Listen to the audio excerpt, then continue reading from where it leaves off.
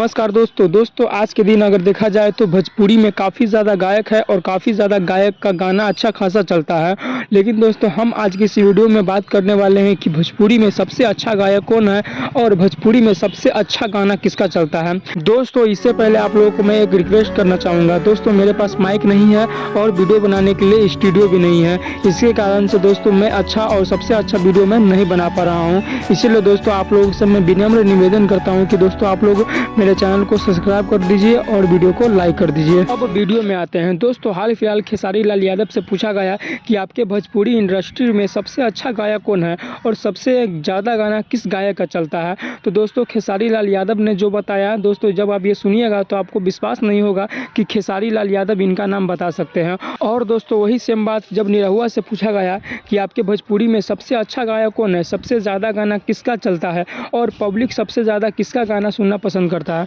तो दोस्तों जो बात निरहुआ ने बताया, दोस्तों जब आप ये सुनिएगा आप चौंक जाइएगा। दोस्तों जब खेसारी लाल और निरहुआ से जब पूछा गया कि आपके भोजपुरी का सबसे अच्छा गायक कौन है और सबसे अच्छा गाना किसका चलता है, तो दोस्तों दोनों आदमी ने पावर स्टार पवन सिंह का ही नाम बताया था कि सबसे ज़्यादा गाना पवन सिंह का चलता है। और हमारे भोजपुरी में सबसे अच्छा अगर कोई गायक है तो वो है पावर स्टार पवन सिंह।